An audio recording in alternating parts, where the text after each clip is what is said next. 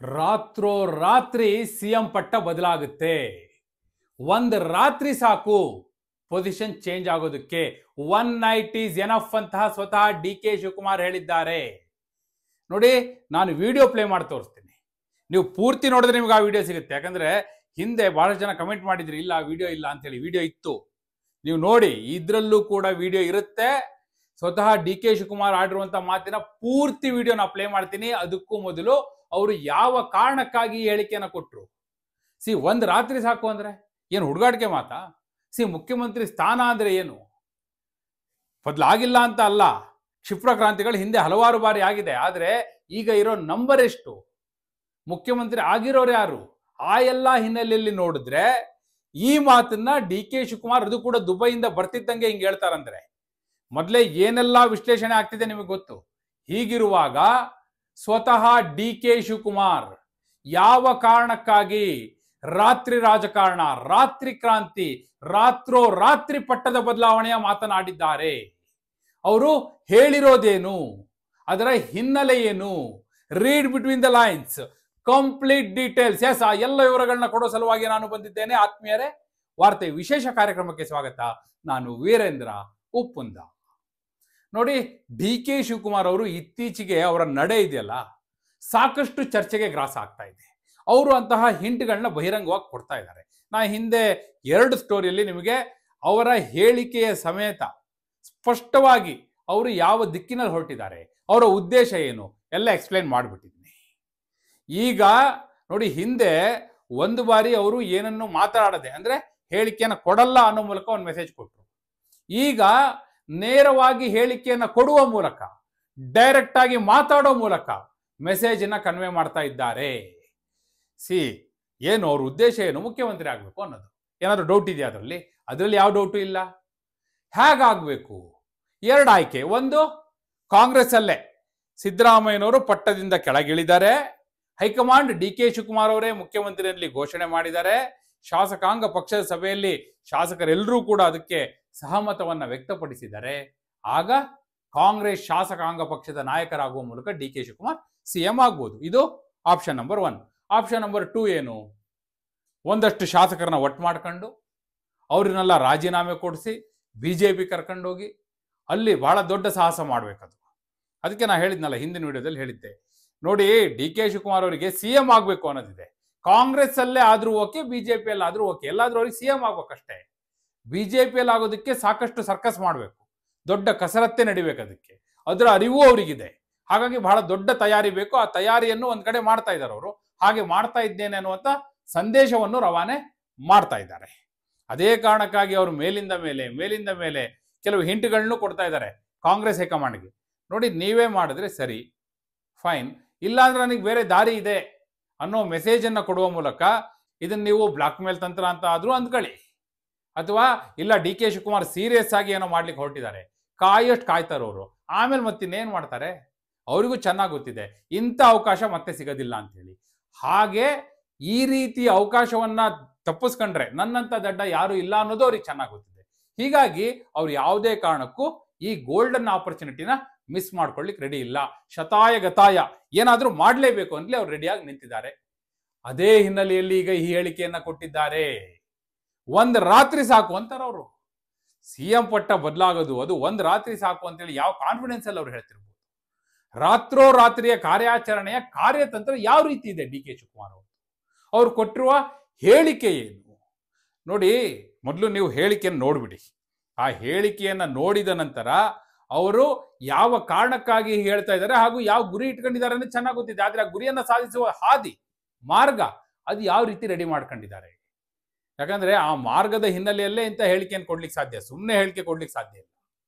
ಹೀಗಿರುವಾಗ ಡಿ.ಕೆ. ಶಿವಕುಮಾರ್ ಅವರು ಕೊಟ್ಟಿರುವ ಹೇಳಿಕೆ, ನಾನು ಕಂಪ್ಲೀಟ್ ವಿಡಿಯೋ ಹಾಕ್ತಾ ಇದ್ದೇನೆ. ಮೊದಲು ಆ ವಿಡಿಯೋ ನೋಡಿ, ಅದಾದ ನಂತರ ಡಿ.ಕೆ. ಶಿವಕುಮಾರ್ ಅವರು ಯಾವ ಹಿನ್ನೆಲೆಯಲ್ಲಿ ಹೇಳಿದ್ದಾರೆ ಹಾಗೂ ಏನ್ ಮಾಡ್ಲಿಕ್ಕೆ ಹೊರಟಿದ್ದಾರೆ, ಏನಾಗುತ್ತೆ ಅಷ್ಟನ್ನು ಕೂಡ ಹೇಳ್ತೀನಿ. ಈಗ ಮೊದಲು ವಿಡಿಯೋ ನೋಡಿ. ಮಾಡ್ತೀವಿ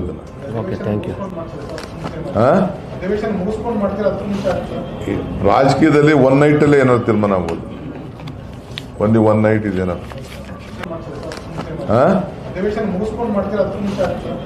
ರಾಜಕೀಯದಲ್ಲಿ ಒನ್ ನೈಟಲ್ಲೇ ಏನಾದ್ರು ತೀರ್ಮಾನ ಆಗ್ಬೋದು. ಓನ್ಲಿ ಒನ್ ನೈಟ್ ಇದೇನೋ. ಎಸ್, ನೀವು ನೋಡಿದ್ರಿ ಸ್ವತಃ ಡಿ ಕೆ ಶಿವಕುಮಾರ್ ಅವರು ಅವರೇ ಕರೆದಂಥ ಸುದ್ದಿಗೋಷ್ಠಿಯಲ್ಲಿ ಪ್ರೆಸ್ ಮೀಟಲ್ಲೇ ಹೇಳಿರೋದು. ಇದು ಯಾರೋ ಮಧ್ಯೆ ಹೋಗಿ ಮೈಕಿಗೆ ಹಿಡಿದಿರೋದಲ್ಲ. ಆದರೆ ಪ್ರೆಸ್ ಮೀಟಲ್ಲಿ ಪತ್ರಕರ್ತರು ಕೇಳಿದ ಪ್ರಶ್ನೆಗೆ ಉತ್ತರವಾಗಿ ಹೇಳಿರೋದು. ಅವ್ರು ಏನು ಕೇಳಿದ್ರು ಬಹುಶಃ ಅದು ನಿಮಗೆ ಸ್ಪಷ್ಟವಾಗಿ ಕೇಳಿಸಿರ್ಲಿಕ್ಕಿಲ್ಲ. ನಾ ಹೇಳ್ತೀನಿ ವರದಿಗಾರರು ಕೇಳಿದಂಥ ಪ್ರಶ್ನೆ ಏನು ಹಾಗೂ ಯಾವ ಆ್ಯಂಗಲಲ್ಲಿ ಯಾವ ಆಯಾಮದಲ್ಲಿ ಡಿ ಕೆ ಶಿವಕುಮಾರ್ ಅವರು ಈ ಉತ್ತರವನ್ನು ಕೊಟ್ಟರು ಎರಡನ್ನೂ ಕೂಡ ಹೇಳ್ತೀನಿ. ಅಷ್ಟು ಹೇಳಿದ್ರೆ ನಿಮ್ಗೆ ಗೊತ್ತಾಗ್ಬಿಡುತ್ತೆ ಏನು ಮಾಡ್ಲಿಕ್ಕೆ ಹೊರಟಿದ್ದಾರೆ ಡಿ ಕೆ ಶಿವಕುಮಾರ್ ಅವರು ಅಂತ. ನೋಡಿ, ಅವರು ಪ್ರೆಸ್ ಮೀಟ್ ಕರೆದಿದ್ದು ಒಂದು ಸಭೆ ಮಾಡಿದ್ರು. ಮಾಜಿ ಶಾಸಕರನ್ನೆಲ್ಲ ಕರೆದು ಯಾರ್ಯಾರು ಈ ಬಾರಿ ಎಲೆಕ್ಷನ್ಗೆ ಸ್ಪರ್ಧೆ ಮಾಡಿ ಸೋತಿದ್ರಲ್ಲ, ಪರಾಜಿತ ಅಭ್ಯರ್ಥಿಗಳು, ಅವ್ರದ್ದೆಲ್ಲ ಒಂದು ಮೀಟಿಂಗ್ ಮಾಡಿದ್ರು.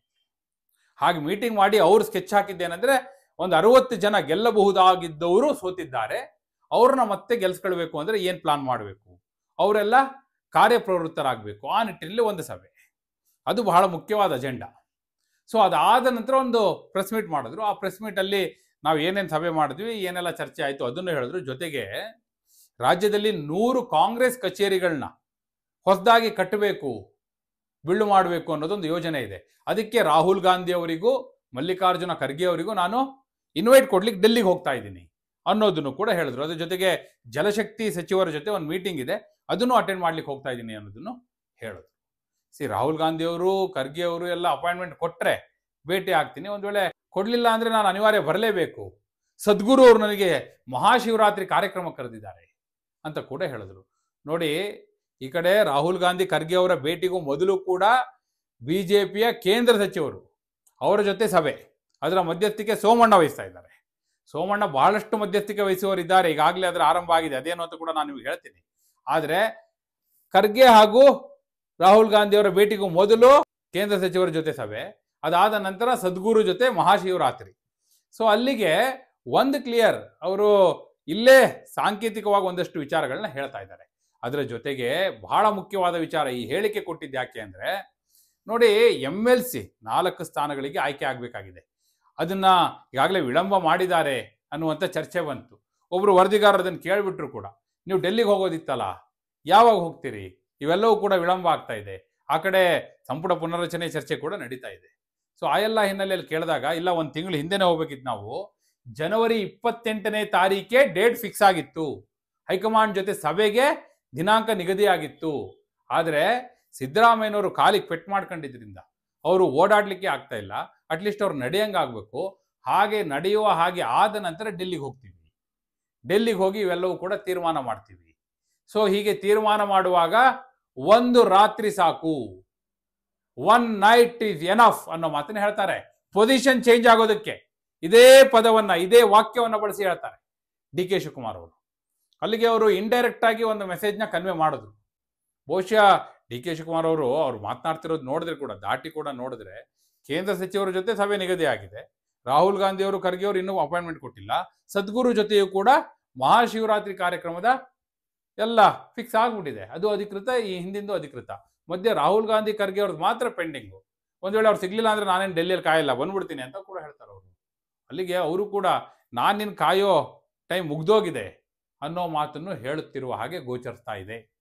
ಬಹುಶಃ ಡಿ ಕೆ ಶಿವಕುಮಾರ್ ಅವರು ಹಂತ ಹಂತವಾಗಿ ಒಂದೊಂದೇ ಹೆಜ್ಜೆ ಹೊರಗಿಡ್ತಾ ಇದ್ದಾರ, ಅಥವಾ ಆ ರೀತಿಯ ಮೆಸೇಜ್ನ ಕನ್ವೆ ಮಾಡೋ ಮೂಲಕ ಹೈಕಮಾಂಡ್ಗೆ ಒಂದು ವಾರ್ನಿಂಗ್ ಕೂಡ ರವಾನೆ ಮಾಡ್ತಾ ಇದ್ದಾರಾ, ನೀವು ನನ್ನ CM ಮಾಡಲಿಲ್ಲ ಅಂದ್ರೆ ನಾನು ನನ್ನ ದಾರಿ ನೋಡ್ಕೋಬೇಕಾಗುತ್ತೆ ಅನ್ನೋ ಮೆಸೇಜ್ನ ಕೂಡ ಕನ್ವೆ ಮಾಡ್ತಾ ಇದ್ದಾರಾ, ಆ ರೀತಿ ಗೋಚರಿಸ್ತಾ ಇದೆ. ಅವರು ಬೇಕು ಅಂತ ಮಾಡ್ತಾರೋ ಬೇಡ ಅಂತ ಮಾಡ್ತಾರೋ, ಒಟ್ಟಿನಲ್ಲಿ ಅವರ ಪ್ರತಿ ಹೆಜ್ಜೆಯಲ್ಲಿಯೂ ಕೂಡ ಆ ಸಂದೇಶ ರವಾನೆ ಆಗ್ತಾ ಇದೆ. ಏನು ಮಾಡ್ಬೋದು ಡಿ ಕೆ ಶಿವಕುಮಾರ್ ಅವರು? ಈ ತಂತ್ರಗಳ ಮೂಲಕ ಕಾಂಗ್ರೆಸ್ನಲ್ಲೇ ಮುಖ್ಯಮಂತ್ರಿ ಆಗ್ಬೋದಾ? ಸಿದ್ದರಾಮಯ್ಯವ್ರ ಪಟ್ಟ ಬಿಟ್ಕೊಡ್ತಾರಾ? ಕಾಂಗ್ರೆಸ್ ಹೈಕಮಾಂಡ್ ಸಿದ್ದರಾಮಯ್ಯವ್ರನ್ನ ಕನ್ವಿನ್ಸ್ ಮಾಡುತ್ತಾ? ಅಥವಾ ಇಲ್ಲ, ಇದು ಸಾಧ್ಯವೇ ಇಲ್ಲ ಅಂತ ಹೇಳಿ ಏನಾದರೂ ಈಗ ಹೇಳ್ತಿದಾರಲ್ಲ ರಾತ್ರಿ ಕ್ರಾಂತಿ ಅಂಥದ್ದೊಂದು ಕ್ಷಿಪ್ರ ರಾಜಕೀಯ ಕ್ರಾಂತಿಯನ್ನ ಮಾಡಿ ಮಹಾರಾಷ್ಟ್ರ ಮಾದರಿಯಲ್ಲಿ ಇಲ್ಲೇನಾದ್ರು ಕರ್ನಾಟಕದ ಶಿಂದೆ ಆಗ್ತಾರೆ ಇವರು, Eknath Shinde of Karnataka D K Shivakumar ಆಗ್ಬೋದಾ? ಏನಾಗಬಹುದು? ಎಸ್, ನಿಮ್ಮ ಅಭಿಪ್ರಾಯವನ್ನ ಕಮೆಂಟ್ ಮೂಲಕ ತಿಳಿಸಿ. ಹಾಗೆ ನೀವಿನ್ನು ವಾರ್ತೆ ಚಾನಲ್ನ ಸಬ್ಸ್ಕ್ರೈಬ್ ಮಾಡಿಲ್ಲ ಅಂದರೆ ಈಗಲೇ ಸಬ್ಸ್ಕ್ರೈಬ್ ಮಾಡಿ. ಧನ್ಯವಾದ.